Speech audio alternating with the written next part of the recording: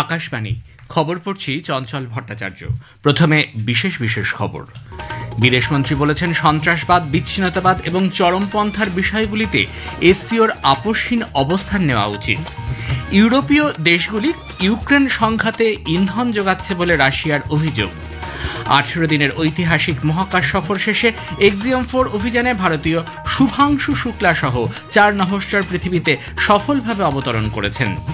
চলতি অর্থ বছরের প্রথম ত্রৈমাসিকে গত বছরের তুলনায় দেশের সামগ্রিক রপ্তানি প্রায় 6% বৃদ্ধি পেয়েছে। নেদারল্যান্ডসের আমস্টেলভিনে ইংল্যান্ডের কাছে ভারত এ পুরুষ হকি দল 2-3 গোলে পরাজিত হয়েছে। আসছি বিস্তারিত খবরে। বিদেশমন্ত্রী ডক্টর এস জয়শঙ্কর বলেছেন, সন্ত্রাসবাদ, বিচ্ছিন্নতাবাদ এবং চরমপন্থার বিষয়গুলিতে সাংহাই সহযোগিতা সংগঠন এসসিওর আপোষহীন অবস্থান নেওয়া উচিত। তিনি চীনের তিয়ানজিয়ানে গতকাল এসসিওর বিদেশ মন্ত্রী পরিষদের বৈঠকে অংশ নেন। পাহেলগাঁওয়ে সন্ত্রাসবাদী হামলার কথা উল্লেখ করে মন্ত্রী বলেন, ধর্মীয় বিভেদ তৈরির উদ্দেশ্যে এবং জম্মু ও কাশ্মীরের পর্যটন ভিত্তিক অর্থনীতিকে দুর্বল করার জন্যই এই হামলা চালানো হয়। রাষ্ট্রসংঘের নিরাপত্তা পরিষদ এই ঘটনার নিন্দা জানিয়েছে এবং সন্ত্রাসবাদের এই নিন্দনীয় কাজের অপরাধী, সংগঠক, অর্থদাতা এবং পৃষ্ঠপোষকদের জবাবদিহি করার প্রয়োজনীয়তার উপর জোর দিয়েছে। আন্তর্জাতিক ব্যবস্থায় বর্তমান বিশৃঙ্খলার কথা তুলে ধরে ডক্টর জয়শঙ্কর বলেন, বিশ্বজুড়ে অর্থনৈতিক ক্ষেত্রে অস্থিতিশীলতা বাড়ছে। এসসিও সদস্যদের মধ্যে সহযোগিতা শক্তিশালী করার জন্য আরও ব্যবসা বাণিজ্য এবং বিনিয়োগের প্রয়োজন। ইয়েমেনে ভারতীয় নার্স নিমিষা প্রিয়ার মৃত্যুদণ্ড আপাতত স্থগিত করা হয়েছে। আজ তা কার্যকর করার কথা ছিল। সাম্প্রতিক সময়কালে কেন্দ্রীয় সরকার নিমিষা প্রিয়ার পরিবারকে অন্য পক্ষের সঙ্গে পারস্পরিক সম্মতিতে সমাধানে পৌঁছানোর জন্য আরও সময় দেওয়ার ক্ষেত্রে সমন্বিত প্রয়াস চালিয়েছে। ইউরোপীয় দেশগুলি ইউক্রেন সংঘাতে ইন্ধন যোগাচ্ছে বলে ক্রেমলিনের অভিযোগ। এ বিষয়ে ওয়াশিংটন ডিসির আরও সংযত আচরণ তারা প্রত্যাশা করে। ক্রেমলিনের মুখপাত্র দিমিত্রি পেসকভ বলেছেন, ইউরোপের পদক্ষেপ উত্তেজনা বৃদ্ধি করবে, যা মার্কিন অবস্থানের থেকে বিপরীত। মার্কিন যুক্তরাষ্ট্র কিয়েভ এবং মস্কোর মধ্যে খোলামেলা আলোচনার পক্ষপাতী বলে মনে হচ্ছে। তবে পশ্চিমা দেশগুলির উত্তেজনাকর বক্তব্যের মধ্যে ইউক্রেন মূলত নীরবই রয়েছে। এই বক্তব্য এমন এক সময় প্রকাশিত হলো যখন মার্কিন রাষ্ট্রপতি ডোনাল্ড ট্রাম্প ইউক্রেনের জন্য ন্যাটো যে অস্ত্র কেনার সিদ্ধান্ত নিয়েছে তাকে সমর্থন করেছেন। এছাড়াও ট্রাম্প প্রশাসন জানিয়েছে, 50 দিনের মধ্যে কোনো চুক্তি না হলে রাশিয়া এবং তার মিত্রদের ওপর 100% শুল্ক আরোপ করা হতে পারে। মস্কো বলেছে, ট্রাম্পের মন্তব্যের পর্যালোচনা করা হচ্ছে। এক্ষেত্রে রুশ রাষ্ট্রপতি ভ্লাদিমির পুতিনের সম্পর্কে যেসব মন্তব্য করা হয়েছে সেগুলিকে বিশেষভাবে বিবেচনা করা হয়েছে। নতুন দিল্লি বিশ্ববরেণ্য চলচ্চিত্র নির্মাতা সত্যজিৎ রায়ের পৈতৃক সম্পত্তি ভেঙে ফেলার সিদ্ধান্ত পুনর্বিবেচনা করার জন্য ঢাকাকে অনুরোধ জানিয়েছে। বঙ্গ সংস্কৃতির নবজাগরণের প্রতীক হিসেবে এই ঐতিহাসিক ভবনটি সংরক্ষণের সহায়তার প্রস্তাব দিয়েছে ভারত। বাংলাদেশের ময়মনসিংহের ঐতিহাসিক ভবনটি ভেঙে ফেলার সিদ্ধান্তকে অত্যন্ত দুঃখের বিষয় বলে উল্লেখ করে ভারত বাংলাদেশকে দুদেশের অভিন্ন সংস্কৃতির প্রতীক হিসেবে এটিকে এক সংগ্রহশালায় রূপান্তর করার আহ্বান জানিয়েছে। এর জন্য প্রয়োজনীয় সহযোগিতা করারও প্রতিশ্রুতি দেওয়া হয়েছে। ঐতিহাসিক ভবনটি সত্যজিৎ রায়ের ঠাকুরদা, কবি সুকুমার রায়ের পিতা, প্রখ্যাত সাহিত্যিক উপেন্দ্র কিশোর রায়চৌধুরীর ছিল। বর্তমানে বাংলাদেশ সরকারের মালিকানাধীন এই সম্পত্তিটি জরাজীর্ণ অবস্থায় রয়েছে। বাংলাদেশ কর্তৃপক্ষ এই বাড়িটি ভেঙে ফেলার পরিকল্পনা করছে। এ ধরনের খবর প্রকাশের পর বিদেশ মন্ত্রকের পক্ষ থেকে এই প্রতিক্রিয়া জানানো হলো। ইরানের ভারতীয় দূতাবাস ভারতীয়দের খুব প্রয়োজন না হলে সে দেশে না যাওয়ার পরামর্শ দিয়েছে। গত কয়েক সপ্তাহ ধরে এই অঞ্চলে উদ্ভূত পরিস্থিতির কারণেই দূতাবাসের এই পরামর্শ। ওই অঞ্চলের সর্বশেষ পরিস্থিতির দিকে নজর রাখতে হবে। যেসব ভারতীয় বর্তমানে ইরানে রয়েছেন তারা চাইলে দেশে ফিরে আসতে পারেন। 18 দিনের ঐতিহাসিক সফর শেষে এক্সিওম-4 অভিযানে ভারতীয় নভশ্চর শুভাংশু শুক্লা এবং অন্য 3 ক্রু সদস্য আন্তর্জাতিক মহাকাশ কেন্দ্র থেকে পৃথিবীর বুকে সফল অবতরণ করেছেন।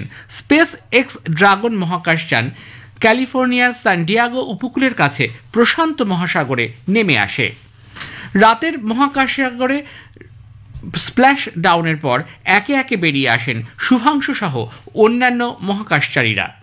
উল্লেখ্য, গত মাসের 25 তারিখে এই এক্সিওম 4 মহাকাশ অভিযানের সূচনা হয়। ISS এ থাকাকালীন গ্রুপ ক্যাপ্টেন শুক্লা ভারতের 7টি সুনির্দিষ্ট মাইক্রোগ্র্যাভিটি সংক্রান্ত গবেষণা করেছেন। দীর্ঘ সময়ে মহাকাশে বসবাস এবং ভবিষ্যতে অন্যান্য গ্রহ অভিযানের ক্ষেত্রে তার গবেষণালব্ধ তথ্য সহায়ক হবে।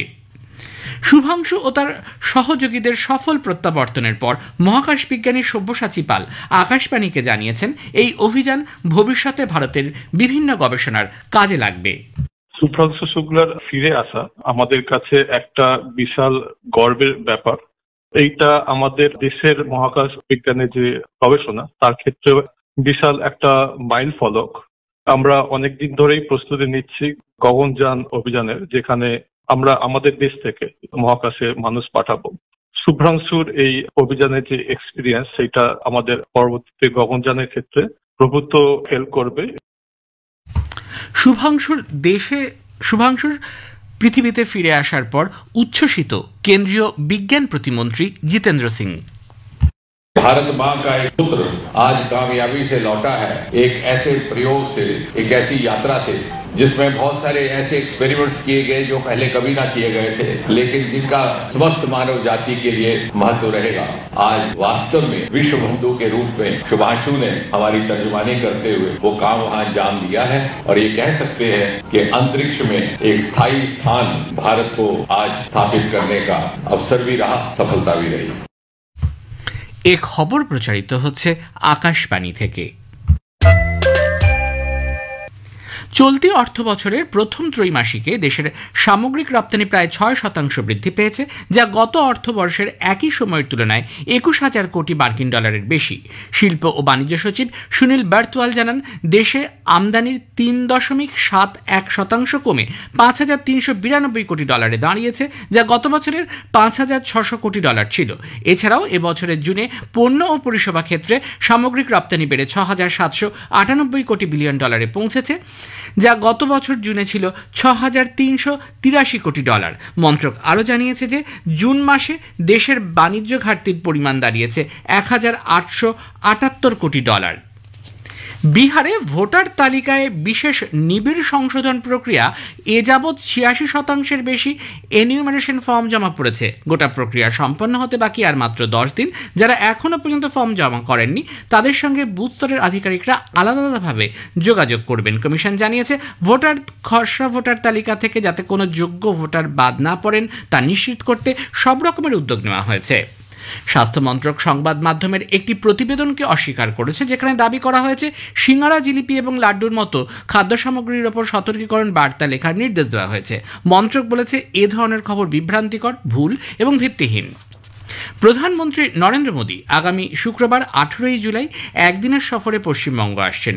সরকারি সূচি অনুযায়ী ওদিন বিকেলে পশ্চিম বর্ধমানের দুর্গাপুরে তিনি একাধিক গুরুত্বপূর্ণ প্রকল্পের শিলান্যাস, উদ্বোধনের পাশাপাশি একটি রাজনৈতিক জনসভায় ভাষণ দেবেন। ওই দিন সন্ধ্যাতেই দিল্লি ফিরে যাবেন তিনি। UIDAI 7 বছর এবং তার উপরের বাচ্চাদের জন্য বাধ্যতামূলক বায়োমেট্রিক আপডেট করার ক্ষেত্রে অভিভাবকদের কাছে আবেদন জানিয়েছে। UIDAI এক বিবৃতিতে বলেছে, 7 বছর বয়সে পৌঁছানো শিশুদের জন্য বায়োমেট্রিক আপডেট সম্পন্ন করা গুরুত্বপূর্ণ এবং বাধ্যতামূলক।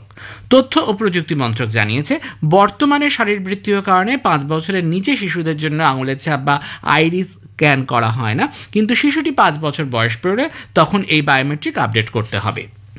নেদারল্যান্ডসের আমস্টেলভিনে ইংল্যান্ডের কাছে ভারত এ পুরুষ হকি দল 2-3 গোলে পরাজিত হয়েছে। ইউরোপ সফরে পরপর দুবার তারা পরাজয়ের সম্মুখীন হল। ম্যাচে ভারত এ দলের হয়ে মনিন্দর সিং এবং উত্তম সিং একটি করে গোল করেছেন। এরপর এই দল আগামীকাল বেলজিয়ামের মুখোমুখি হতে অ্যান্টওয়ার্পে যাবে। সফরসূচিতে শুক্রবার এবং রবিবার নেদারল্যান্ডসের বিরুদ্ধে 2টি ম্যাচ খেলে এই দল দেশে ফিরে আসবে। শেষে বিশেষ খবর আরও একবার। বিদেশমন্ত্রী বলেছেন, সন্ত্রাসবাদ, বিচ্ছিন্নতাবাদ এবং চরমপন্থার বিষয়গুলিতে এসসিওর আপোষহীন অবস্থান নেওয়া উচিত। ইউরোপীয় দেশগুলি ইউক্রেন সংঘাতে ইন্ধন যোগাচ্ছে বলে রাশিয়ার অভিযোগ। 18 দিনের ঐতিহাসিক মহাকাশ সফর শেষে এক্সিওম 4 অভিযানে ভারতীয় শুভাংশু শুক্লা সহ 4 নভশ্চর পৃথিবীতে সফলভাবে অবতরণ করেছেন। চলতি অর্থ বছরের প্রথম ত্রৈমাসিকে গত বছরের তুলনায় দেশের সামগ্রিক রপ্তানি প্রায় 6% বৃদ্ধি পেয়েছে। নেদারল্যান্ডসের আমস্টেলভিনে ইংল্যান্ডের কাছে ভারত পুরুষ হকি দল 2-3 গোলে পরাজিত হয়েছে। খবর শেষ হলো। এরপর খবর শুনবেন 7:25 মিনিটে।